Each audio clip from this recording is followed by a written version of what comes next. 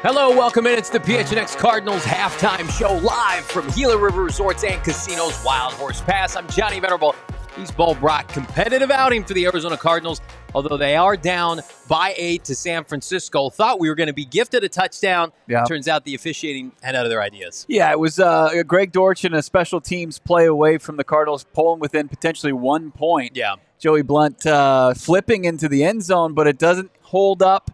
Shocker. We've seen so many of those plays this year, and they go in the favor of the opposition. But look, the Arizona Cardinals, the pick 6 from Kyler Murray, it was ugly, but they've been able to hang tough absolutely for a half. I think that they've been doing a pretty decent job, especially following the first series for the 49ers, to kind of keep this offense in check. You saw them get forced a 3 and out.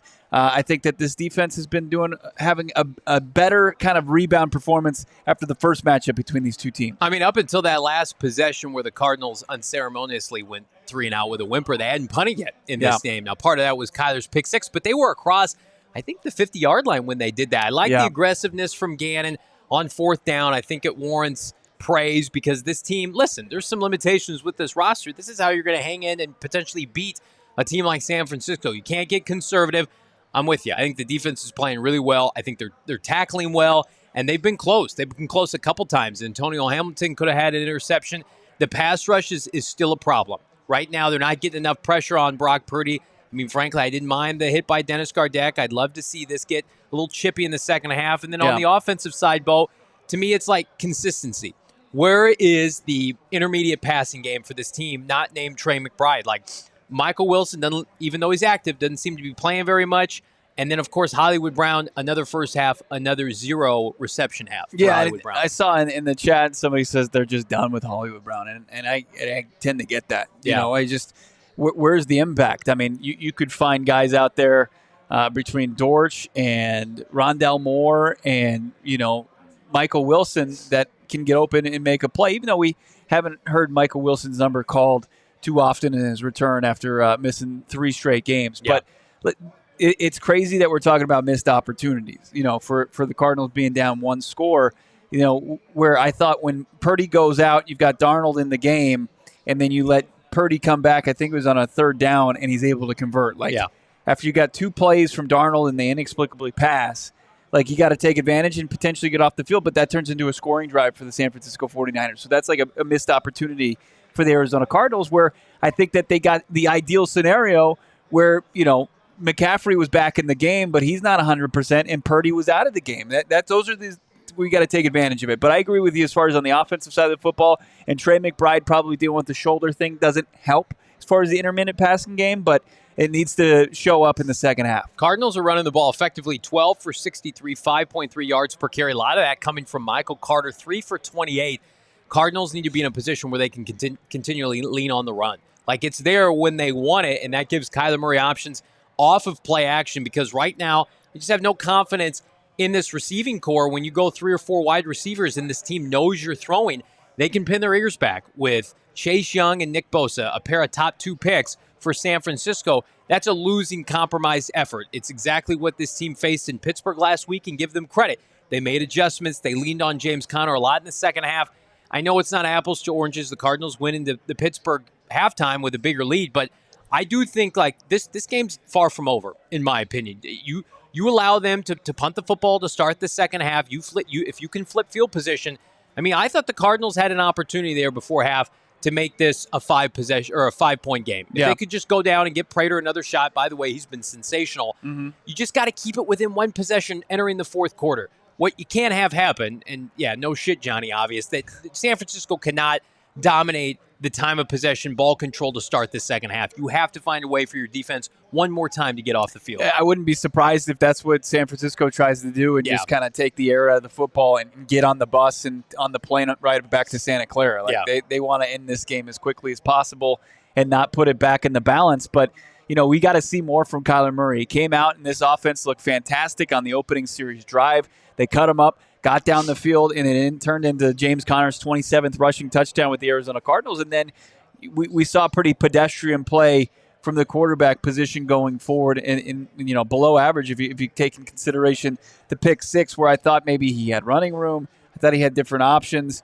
It felt like there were a couple different chances to convert that fourth down, and it turns into 6-7 the other way. The only option right now in the passing game outside of Trey McBride, I'd like to see Greg Dortch mix it up a little bit more. I mean, Rondale Moore, 2 for 5. 2 catches, 5 yards. And a lot of that's been some gimmicky stuff behind the line of scrimmage, but like true pass catchers, Zach Pascal, 0 for 1. No passes to Michael Wilson. Hollywood Brown's out there.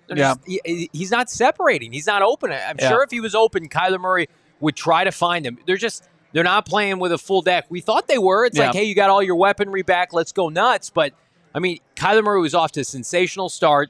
There's just limitations right now. And with that being the case, you have to lean on the run. You got to lean on your tight ends. You got to lean on Kyler Murray's legs, which I think they'd like to do.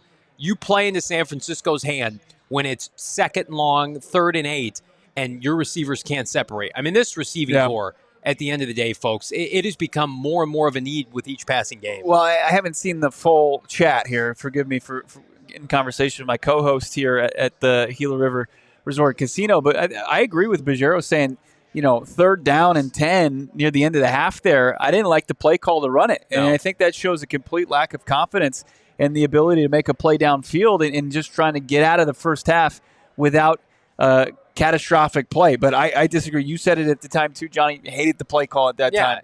I mean, it was disheartening. If you're going to run it on an earlier down, you were basically conceding it back to them. Give your defense credit. Like, they came out the end of the half and held them, and theoretically they've only allowed 14 points. Like, that's a win. Like, this is already, Bo, pending the second half, a much better outing for this defense than the last time they faced off at Santa Clara earlier this year.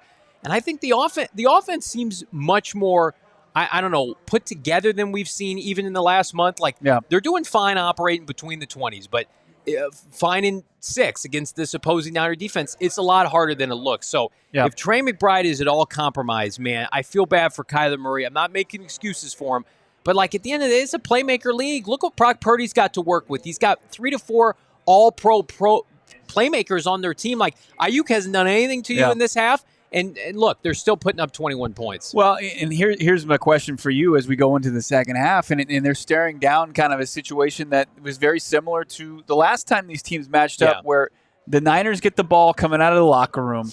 And what we've seen in the way that they've been able to keep Ayuk, and I know Debo had the opening series touchdown for them. He got wide open, but outside of that, they've kept everything in front of them. Yeah. I know JG, Nick Rollis, they love to just rush for and keep everything in front of them, right? Yeah. Do you, opening up the second half, do you get aggressive and try to make a play on defense by maybe getting exotic with some blitz packages? See if you can get back into it, or do you just continue to play that game and keep everything in front? I think you've had enough success because they're not scoring off of big plays yet, knock on wood. Outside of that first possession, which was non-competitive, you've been pretty consistently successful going against this Niner offense. Sure, it hasn't been perfect. I think you stick to your game plan. Offensively, I think you need to change it up a little bit, but defensively, I think until they cross the 50-yard line, because it does feel like it's downhill from there. Like, they cross the 50, they're going to score in some way, shape, or form, but you got to be able to flip field position. Give Kyler Murray in this offense an opportunity, 35, 40, 45-yard line, to get some points and to keep this motivation going, because, man, if you go down 28-13, it's not impossible. But at the same time, it really puts your offense in a tight spot where the Niners can pin their ears back. So I'd be remiss if I didn't say I think they should stick to what's working. Okay. I mean, they've been able to at least force one punt, and that was key, right? And they weren't put right back on the field on that fourth down. I know it turns into a pick six, but the defense is able to stay on the sidelines, and they're able to put together a good defensive drive the following series, and the Arizona Cardinals are able to get back into the game. Taking a look at some of these other chats, Seems like every fourth down they go for it. I mean, they started kicking it a couple of times. Obviously, I like the aggressiveness. Yeah. You're punting against this team, and you're They're 3-10. Yeah. Yeah. They're 3-10. What are we doing here? Yeah, I mean, the frustration of another failed fourth down conversion absolutely is. Jesus would rather keep losing with this Smurf. I mean, Jesus is hating on Kyler in the chat, and Kyler, I think they need to see better play, but I thought that what we saw from him on the first series looked rock solid and needs to build off of that. He's made one bad mistake, one bad throw, and it killed him, right? There's been plenty of pick sixes today. Looking at the defensive stats before we get out of here, Bo, 0 sacks, minimal pressures, 1 quarterback hit. I mean, you got to find a way to make him uncomfortable because he got into a rhythm there at the end of the first half. Like, I agree. At some point, you got to send somebody, but, I mean, Purdy, I don't think he's been perfect today, but you can't let him settle into a rhythm. No, I mean, somebody said that in the chat, too. You're just getting 0 pressure. The only real hit of Purdy, you got flagged up because it was after the play. You have to get up, and that's why I'm saying, do you bring it from elsewhere? The one time they showed blitz with Buddha, and they ended up dropping him. So, what they were able to do in Houston, maybe to come out of the second half, where they sent Jalen Thompson, maybe you can get that here in the second half. $4.99 Super Chat, Topic 64. We need 2 wide receivers in the draft. I see no separation. I think Topic 64 is at the game right now. I'm going to tell you right now, Topic 64, the more I watch this team, the more I think that you have to add 2 receivers this offseason. Like, I know somebody's putting in the chat, Jordan P., it was an egregious interception by Kyler. It's because he's going to the only guy that's producing for him. I mean, he's trying to go to Trey McBride. He's getting open. He's making plays. Hollywood Brown, albeit in a contract year, he's making big money. Like, help your quarterback out. These guys. I mean, Ward read that the entire time. That's tough. That's on your quarterback. Well, yeah, for sure. Yeah. But I'm just saying, like, you force the ball to one too many times to Trey McBride is likely because you don't have confidence in the rest of this receiving core. Did I see Drake May in there? I mean, he couldn't beat Virginia. You got him. You think he's going to put the Cardinals in a position to compete against the San Francisco 49ers? Come on. We will see everybody here immediately following the second half. Listen, Cardinals 1 possession away from tying this game up. Regardless, like this video, subscribe to PHNX Sports here on YouTube. For Bo Brock, I'm Johnny Venerable here at Gila River Resorts and Casinos. Wild Horse Pass. Thanks for everybody that came out today. Having a blast. We will see you guys on the postgame show. We all silly like the mayor.